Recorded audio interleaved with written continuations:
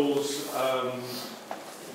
criticisms of the book, some reviews and criticisms and interviews with Richard Powers are here, so you may want to have a look at those. The paper I mentioned I mentioned that Patrick put up the other day, Catherine Hale's Semiotics of Virtuality. This is the one that's comparing Snow Crash and Galatea 2.2 with two other novels as well, I believe. Right. Just having a quick look at it, it's 4 novels.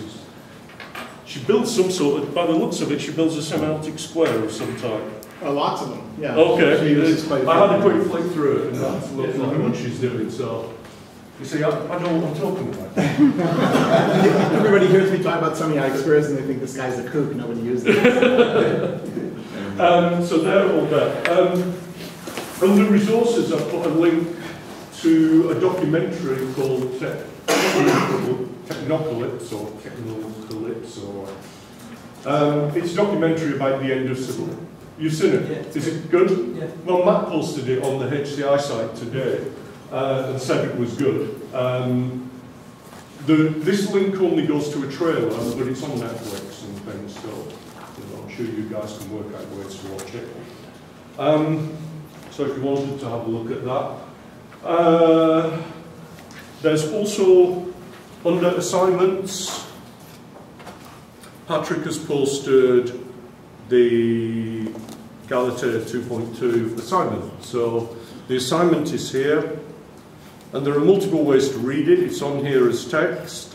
There's also a link to a Word version of it, and another link to that, Semiotics of Virtuality, because it is that important. Okay. One last thing.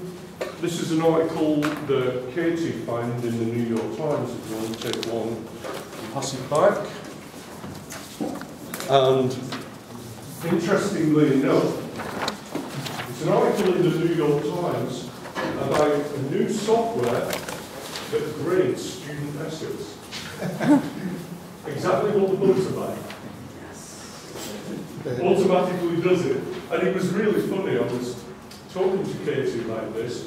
There is already a bunch of professors who are getting really angry about this and trying to ban excuse because they don't think the computer should grade essays. I grade essays, anything that helps you grade essays, I've paid money for. You know, so it's an interesting, but there's not much details here, but as I was discussing with Katie, this is not going to grade essays. It's journalists taking some liberties. It's probably a piece of software that does things like grammar checking, checks the makeup of sentences and does some simple correction. It's not going to understand your essay. We're not there yet. We can't build a Helen yet. So I'm pretty confident that this is something quite simple. So why people are against it, I don't know. And I was saying to Katie, you know, that people will argue and say, you know, there'll be some statistics that it catches 90% of grammatical errors. And I said to Katie, so how many do you think every professor catches? You know, we're not perfect apart from me and Patrick. You know? So, yeah, I think it's an interesting question. But it Patrick, is, yeah. Patrick's going to lead tonight, so. I thought what we do, but I'm willing to start with your questions if you want to just pose questions. Yeah, any about the novel. That's a good point. Any questions, comments on anything that you're all okay? What I thought we might do, it's just going to take me a second to get to it, is start with a YouTube interview with, how do I get to YouTube on this thing?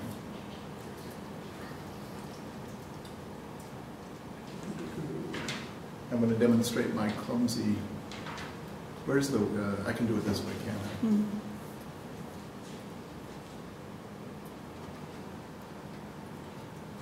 So I can't type. Unlike Richard Powers in Galatea 2.0, I need voice software rather than typing. Is this going to take me there? Probably not. .com.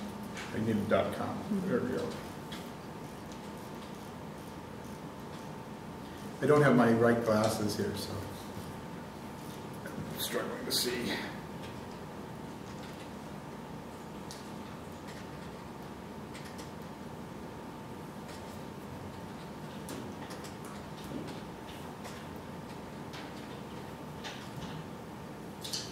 So here's an interview. It's not a filmed interview, so it's just his voice and his picture. But the early part of this interview, it has Powers talking a little bit about his project as a novelist, his understanding of art, and what I find particularly interesting about the first maybe 6 or 7 or 10 minutes is his description about the nature of consciousness. So you'll hear him kind of talking about. And he's, I think, drawing on several different vocabularies about consciousness. So no more ado here. Let's do it. Keep going. He's the author of 7 novels in order: Three Farmers on the Way to a Dance, Prisoner's Dilemma, The Gold Bug Variations, Operation Wandering Soul, Galatea 2.2, Gain, and now, as I said, most recently, Plowing the Dark, published by Fairstrass and Giroux. This newest book, like several of the others, brings the reader into a consideration of the developments in virtual reality. And since, in a way, a novel itself is a development in virtual reality, as soon as you start reading Plowing the Dark, you're reading in the mirror, in a sense. You're beginning with a sense of the question of how do you remake, replicate, simulate the world, and what happens when, instead of making a work of art, you're making a copy of life. And the question of what is a work of art, and once you reproduce a work of art, is it art anymore? All of these things come to bear in the book, and I wondered what began it for you. I think you're absolutely right. I think one of the unique leverages of art is that it can address itself to the curious way in which art must speak about representation and also be a representation. And it's in that peculiar tangle of levels that the reading experience can open up. In some sense, almost all of my books have been explorations not only of what kind of map a book can make of the world, but what kind of map a book can make about mapping. And in some senses, that explains the curious hybrid nature of a lot of my books. That in the case of Galatea 2.2, for instance, there's a juxtaposition of fairy tale and autobiography, two forms that you would think of as somehow inimical, and come together in this strange marriage. There's a refrain in Galatea that becomes a kind of motif. It comes from the Psalms. We live our lives as a tale told. And built into that refrain is this sense of tangled levels. We are living the tale, but we are also living as a tale. It's as if your books are, in a way, devised to introduce people to the new and difficult realities in the pleasurable form of the novel.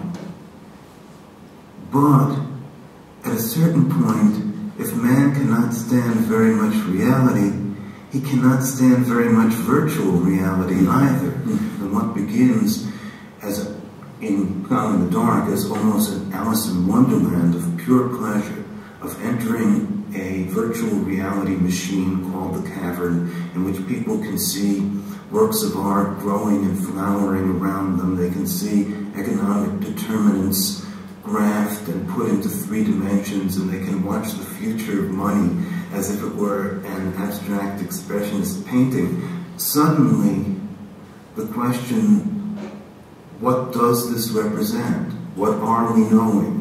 What are we seeing? Is a copy of a work of art a work of art? All these things begin to enter and to almost eat away at the forward-moving texture of the fiction to create a fiction that gets deeper and deeper as it moves along.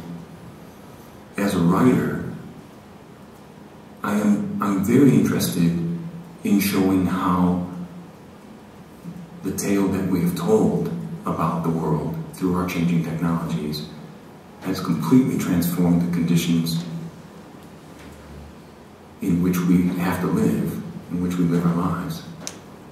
But I'm less interested in the Hall of Mirrors fiction, the fiction that disappears into endless recursion, than I am with a kind of fiction that would somehow,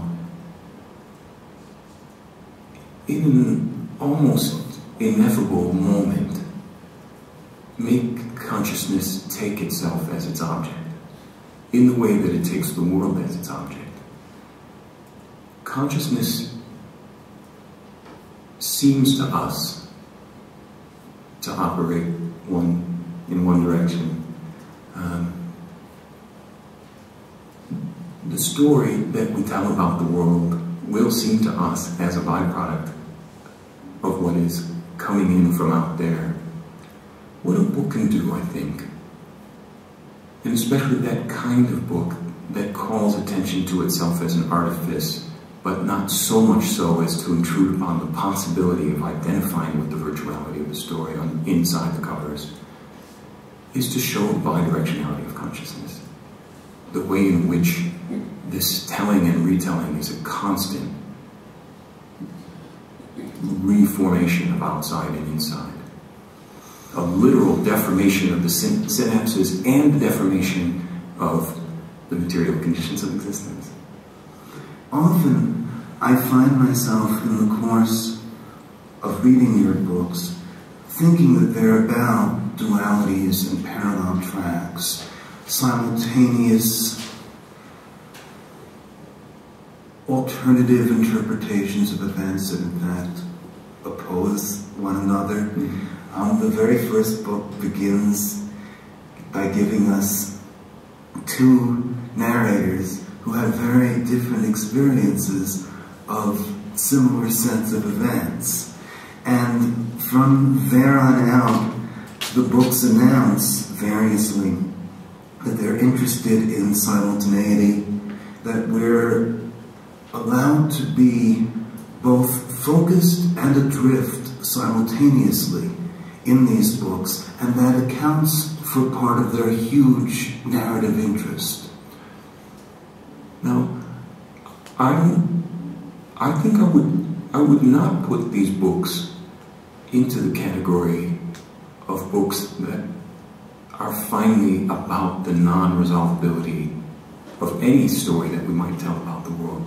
These books have strong real-world reference. They do function as realistic fiction in several ways. Of course, what we mean by realistic fiction has changed profoundly as our technological mapping of the world has changed. But they tell the story of people who fall in and out of love. They tell the story of people who face mortal illness.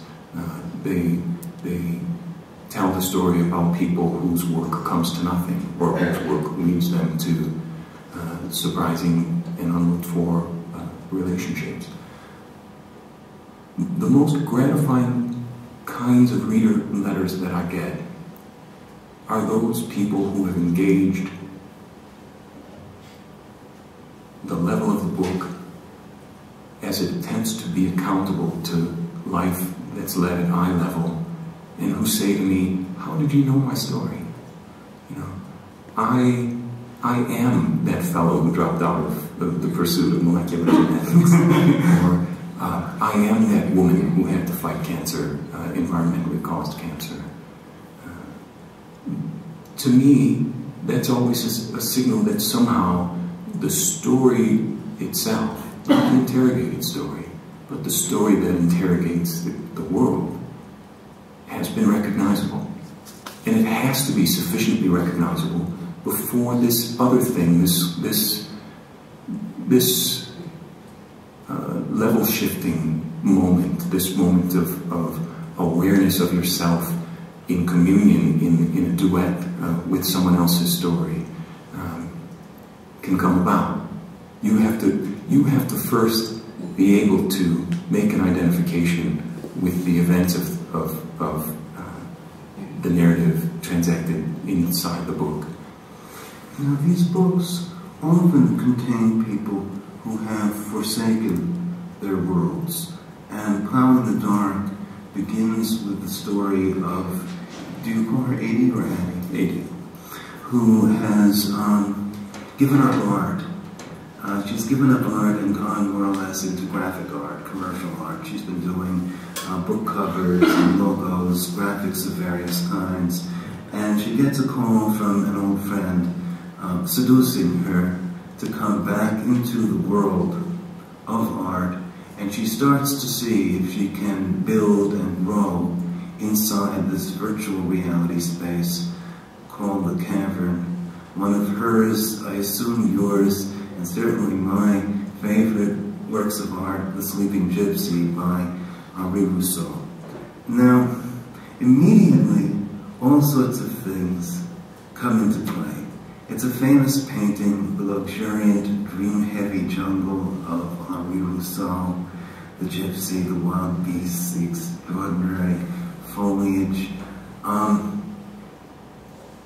coupled with the fact that Rousseau is known as a naive painter, coupled with the idea that to grow an entire virtual jungle will require understanding each and every plant and snake and even the whiskers of its wild beasts, so that naivete and instinct, in a sense, are being replaced constantly by more and more barrels full of knowledge that need to be poured into the computers in order to make the simplest advance in the work.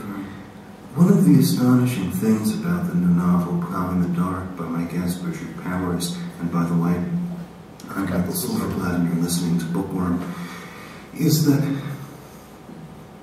there are these passages where, in order to describe how a virtual reality environment is created, you invent a sentence and paragraph structure that, in a way, destructures or restructures or anatomizes the components of various fields, whether it's the plane of a painting or what goes into the making of an environment, of history, of weather, of economic determinants, so that you get these periodic cadenzas. They're almost like magic tricks, as I was telling you earlier. You feel as if the writer, Richard Powers, is pulling silks and doves out of thin air and compressing entire histories of fields of knowledge and feeling into 2 or 3 pages at a time. But as the book goes on... So this is obviously a description of a book that we haven't read. It's the one that he writes after Game, I think. Reactions, questions, things you heard that you want to talk about?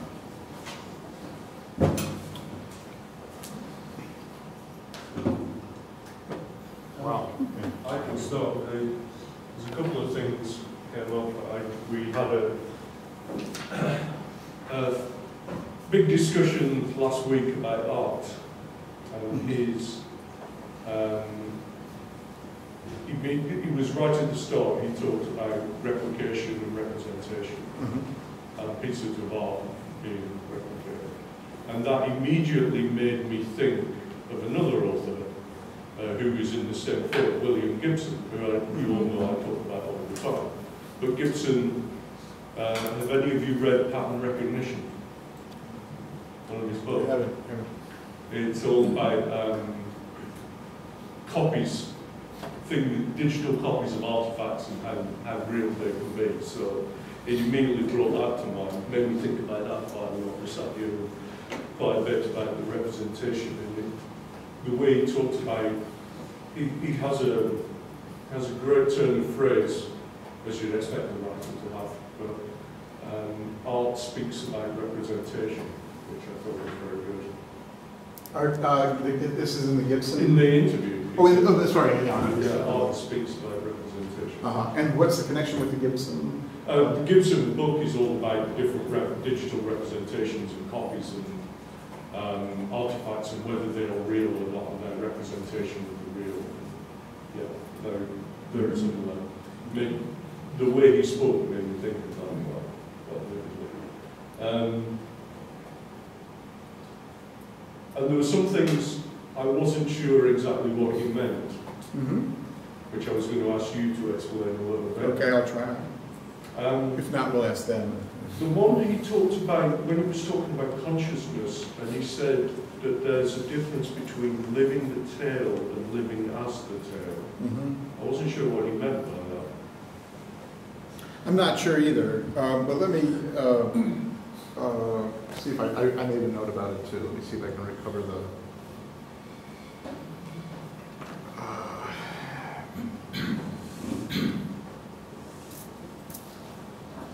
Oh, okay. He was saying, it was right after he had made some comments about Galatea as both a fairy tale and autobiography. And so, in part, he's saying that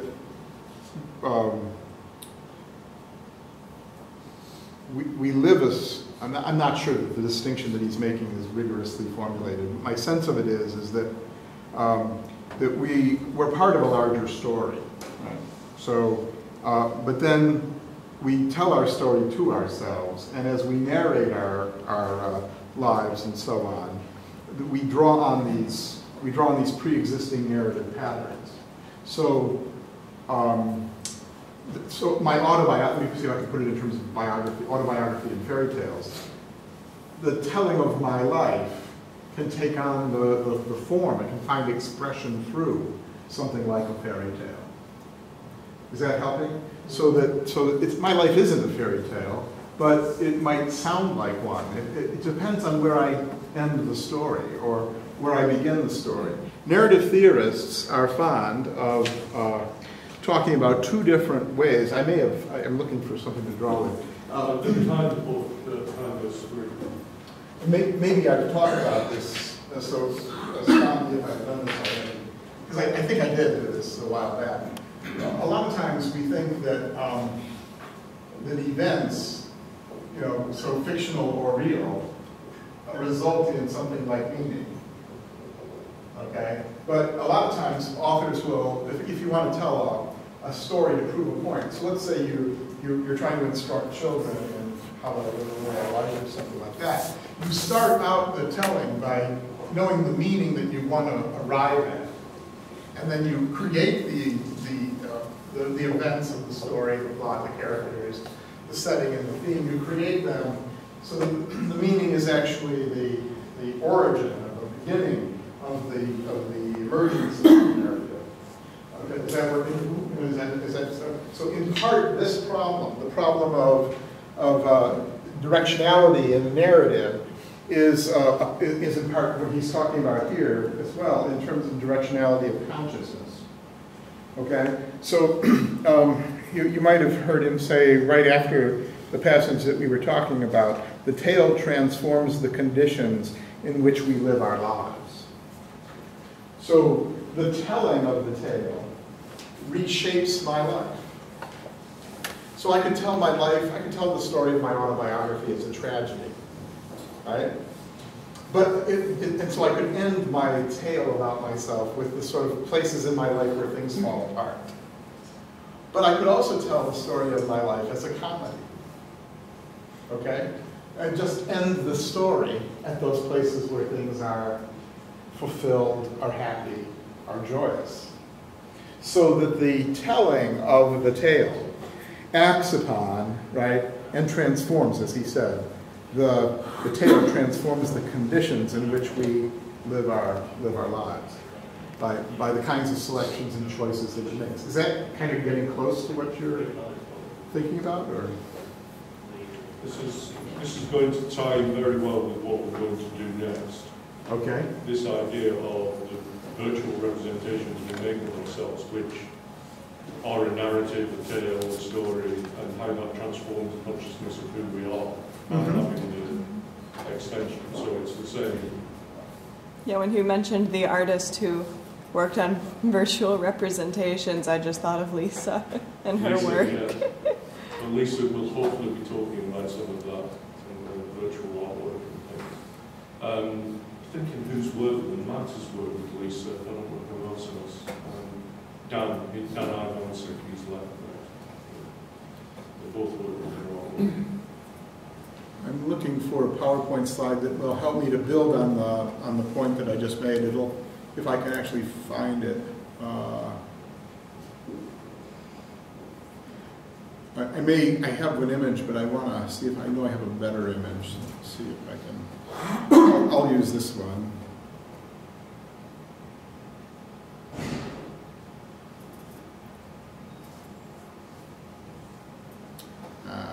Pardon me. I'm sorry. I've got so many different things here.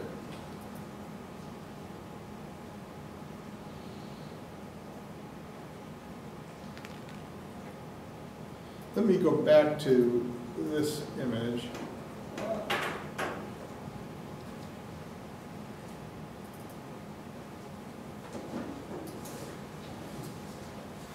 This is, we've been talking on and off a little bit about psychoanalytic theory.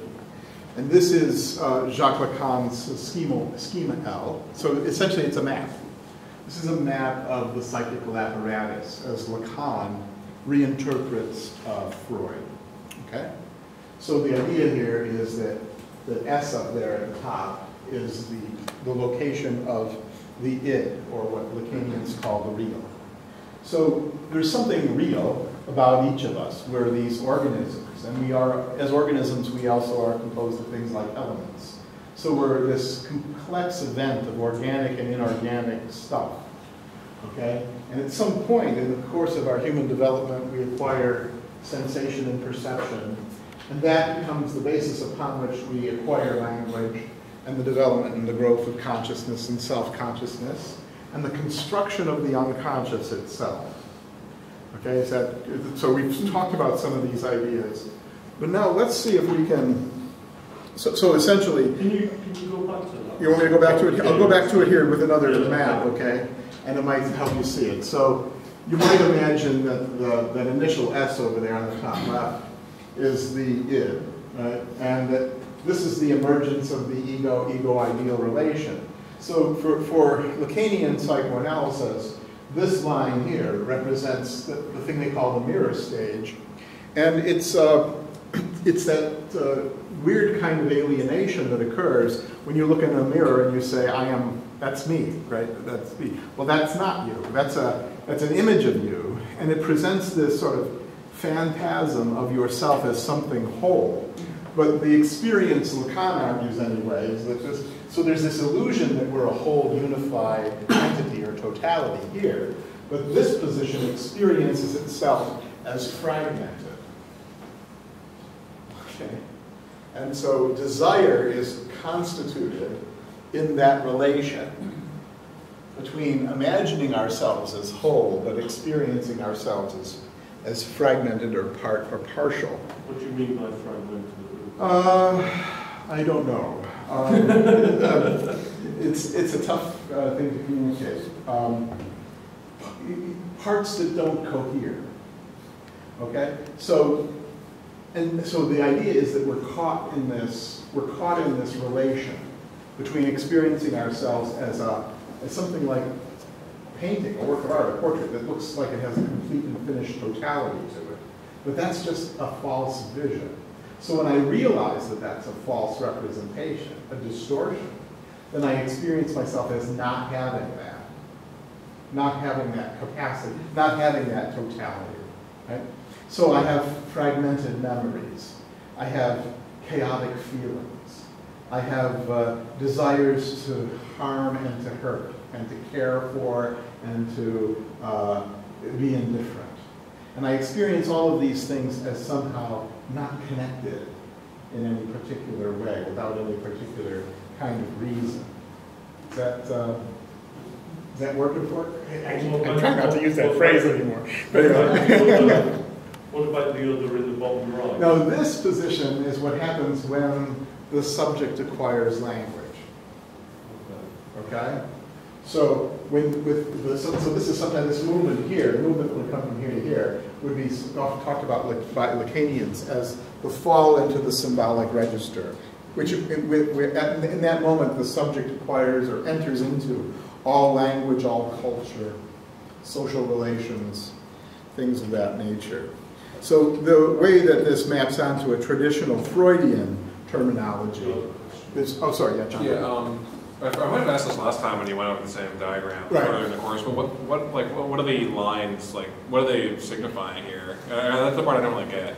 Like, I think I get sort of individually what each of these corners mean. Okay. But why are they, why is there a dotted line between ego and ego ideal as opposed to a solid line between ego? I don't remember why I put dotted lines in certain places and solid lines in others. Or why is there a line when I made these relationship. The line is the in the original. Right, the diagram is this one, I believe. And this is one of Lacan's diagrams. Mm-hmm. So insofar as I'm kind of just representing earlier work, what Lacan is trying to do here is he's trying to create a geometrical image, a formal structure to talk about the nature of the psychical apparatus. Okay. Okay, so in a sense, he works, I think, from this one to this one. There are more even further elaborations of this particular diagram, because what he's trying to map out with the lines here is the way in which the imaginary register that's created out of the ego-ego ideal relation acts upon and is acted upon by the position of the id, of the real. Okay, so just think about it in terms of developing embryo. Okay, so because this is where the material is coming from. This argument is coming from Freud's book called Beyond the Pleasure Principle, where in part what Freud is doing is he's thinking about evolution and he's thinking about embryology together, and he wants to basically say that as an organism, human consciousness emerges out of a non-conscious events, for lack of a better word. So the lines are trying to map out how what we have here is a mutually reciprocal evolving process. Okay. Is that yeah communicating? This is the one that really threw me off, because there's not just the lines, there's like arrows and all these words in French that I don't know what they are. That's right. It means it, and moi, me, other, auteur, other with a small a versus other with a big A. Now see, one of the points here about this capital A, other, is that language is something other. When we're infants, we have to acquire language. We think of language as being our own. So if I tell you my story and you hear my voice, we were just hearing Richard Powers' voice, we think that that voice that we hear that we call Richard Powers is Richard Powers. But in fact, right, that's a voice that Powers acquired when he acquired language. And it's changed as he's aged. Right? We think of our language, our voice, as being deeply, deeply personal. But what Lacan, in fact, is pointing out is that language is taken in, it's acquired, and in the acquisition of language, just like Helen, I mean, you can see why I'm doing this with Galatea 2.2, if not, I'll explain it. But just like Helen is acquiring language, right? And so all the language learning stuff that interests you with the other characters in the novel, that what we got going there is this deep realization that we're deceived if we think that language belongs to us. It acts upon us.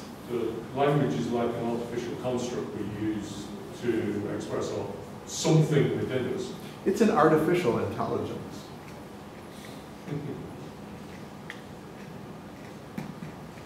Right? I mean, yeah. Can we say that it's a representation of ourselves? Or language is a representation? Or what self would it be representing? Well, there is no self. Right. In the sense that there's this kind of purely autonomous entity that is kind of comes into existence on its own. So phrase your question one more time for me so I get it right. What is language representing and what would it be representing? Okay. This, instead of representing, the initial function of language is that it acts on the subject. Okay? So imagine an infant that's learning to speak. Okay? That infant then is, we often engage in the activity of pointing. We might say, Papa, Mama, ball, you know, baby. Right? So there's all that sort of thing. But, so in a way, games of showing, games of pointing in the acquisition of language are in some ways representative. Okay? But that's not the only thing that's happening in the acquisition of language. Think about what happens when the child begins to say something like no. One of my professors, when I was an undergraduate, he was starting a family. And he tells the story about how his son, they had a walk-through pantry in his house. Did I tell you the story? One day his son closed off, he was just beginning to walk or crawl or something fairly early on in his life. And he closed off the doors to the pantry. He made a little closet in there. And then his father heard him say things like this. No, nope, no, no, no, nope, no. And he just kept rehearsing all the different variations on the different ways you could say the word no. Okay? So what the point of it they're making here is that, to answer your question, that child is in some ways playing a game of representation. He's playing out how he's heard the word no said. So there's representation operating in that way. But that child is also engaged in an activity of performing this act of ordering or commanding in a negative way. So that child is becoming the kind of person that can say no. The child isn't just merely representing, the act of denial or the act of prohibition. Okay, so yeah, what you're saying, trying to put this in a simple language, that by learning how to say no, we've changed ourselves in a fundamental way. I know you have problems with this idea yourself, but who we are has changed by learning the word. Yeah, it's not just changed, it's created too. Right. So we become people through this process, people capable of social relations. Now, I was looking for, but I can't find, a very clever PowerPoint slide, but let me get out of this. I feel like a monkey in front of a keyboard. Let's imagine,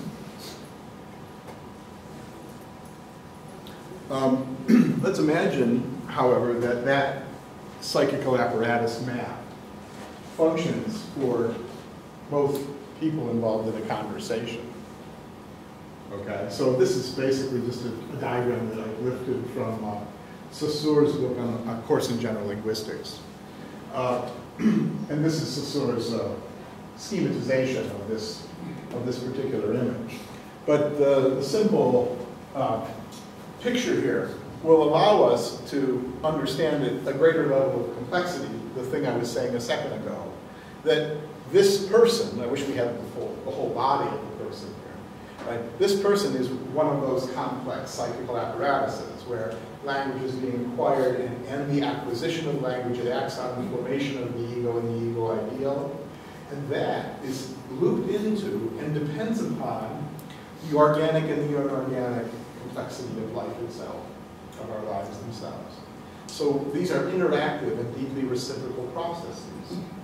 So far, so good. So there's a psychical apparatus. There's one of those maps for this position, person A, and there's another one of those maps for this position, person B. Okay? So B replies to something that A says. I want to go to the zoo, and Daddy says no. Right? A child and a father, right? Something like that. So the speech of the child acts on the speech of the adult. And the speech of the adult acts on the speech of the child. We could take it and just now map this onto implementations A through H. Right? There's a speech interaction here. What's different with the neural net it has a different kind of body. But the neural net acquires language as other, and what the forgetfulness of the narrative in part involves, and it's the discovery of the narrative of Galatea 2.2 as well, is that Richard Powers, the one who trains the neural net, is also someone who himself had to acquire language. So in the imposition, in the giving, so to speak, of language to Helen, to the neural net that becomes Helen, right? The neural net has to acquire all kinds of information transfers, or different kinds of, if we can call it experience, and back propagations and all that sort of thing. The neural nets, those things are acting on the net, right? And the net then acts back, it reacts back on them, trying to gain greater approximation. Am I saying it right? With the output. So we have a very similar kind of process of exchange going on here. The illusion is that, in part, we've just forgotten that this thing, language, is other, it's acquired. So, yeah, did that answer your question, kind of? And this question is going to be counterintuitive to what you're getting at, but why can't we just say that person A is acting upon person B rather than person A's language is acting upon person B? Why does there have to be that kind of removal or that complexity of language? Well, I think because we don't want to forget that the language that A speaks is acting on A as well. Did I hear your question? Yeah, that makes sense. Okay, yeah. Well, why precisely is language other? Because we don't come hardwired with it. We have, so you're saying it's external to us? While there may be, I'm not a specialist in the acquisition of language, and of course this is a debate among linguists, I'm pretty sure, right? That while the brain may have structures and capacities to acquire language that are necessary to be in place before language itself can be acquired, to use Richard's great phrase, the mind is a construct of the brain, right? So the brain has to exist in some way in order to make it possible for a person to acquire language. The infant is the technical term. An infant is a child that has not yet acquired language, technically speaking. Once the child acquires language, it's no longer an infant. It's somewhere along the process. So the physiological conditions have to be in place. But you're saying language is something external to anything? Yes, right. English, I hate to admit it, I really hate to admit this, but English existed before I was born. Well, right, but doesn't that, if it's external to the human, doesn't that pose some sort of genesis problem? Like, where did language come from if we don't have any of it inside of us? Well, I don't know if we don't have any of it, but our human evolution, our people that do evolution and brain studies and the evolution of brains and species and so on could help us out here a lot. But so I don't want to say that there's nothing about the brain that is not, the brain is completely a non-linguistic entity. There are certain kinds of, think about it, you just have to have the ability to make noises, and you have to have ears to hear sounds, right? So is the making of noises and the hearing sounds language? Probably not, right? But so at what point do hearing those sounds and making those noises become the kind of thing that we would say or recognize as the early acquisition of speech and hearing? Right, and so for me, I guess it's something has to exist, and not just a predisposition because of structure. Kind of bootstrap that process, which is, I guess, why I'm having trouble accepting that it's entirely other. But I'm not interested in if you accept it or not. Right. I mean, I'm not trying to give you, this isn't like the truth or anything. This is just a way of beginning to discuss, to challenge something like our naive understanding. We do have this rather naive understanding that the language that I'm speaking is somehow intimately connected to who it is that I am, but it's really a rather superficial thing, what some people would call epiphenomenal. Our voices aren't our own. Maybe, is that where you're having trouble? Do we want to disagree about that? Now, my voice might become my own, but it probably becomes my own because you recognize it and you call it my voice. I think, well, The others are the ones who determine who it is that I am. Over and over again that we find ourselves defined by the others, that, you know, Yeah. our interaction, and the voice is one of the ways of interaction. So, Is this too weird for you, or just wrestle with it and help me see where the points of friction are, because then I'll try to make the explanation clearer, or I may have, maybe in this explanation of the idea, I may have misrepresented something, so your resistance will give me a chance to make the idea, to communicate it more clearly, perhaps. Yeah. I guess this is kind of an anecdotal story that changed the way I think about language. So, a friend of mine's son, he was 4 years old, and I think, I'm not positive on this, but I think around 4 years old, kids can start speaking. Maybe. A little earlier. A little earlier. So up until he was 4, he had, and it was much later, actually, maybe a year or so later, that this changed. When he was 4 years old, he spoke, but it wasn't English.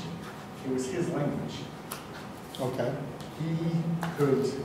He had his own words for things, his own sentence structure. Like basically, he could have a conversation with you speaking his language, and it wasn't nonsense. The sound actually really did mean something to him. And you could speak back to him in English, but he would only speak in his language to you. So there was something, because I think of acquisition of language as language coming from someone learning how to speak from someone else. But there was something innate in this kid where he looked at a book and came up with this, what would be to me a complete nonsense word, that was a book. And it wasn't just words, it was complete. He could have a complete conversation with you, but it was like, and you could speak English back to him, as long as you understood it, and he would actually be really, really frustrated if you didn't understand his language. He'd stop talking to you and walk away. Did anyone try to learn his language? Yeah, pretty much every adult in his life and every kid that he was friends with learned his language until he decided to start speaking English, which was much later. So help me to understand how that example speaks to what you hear me saying and what we're talking about. Because in this loop, I guess that language comes from, his language is this outside thing that comes from the outside and changes us, that we acquire it in some way.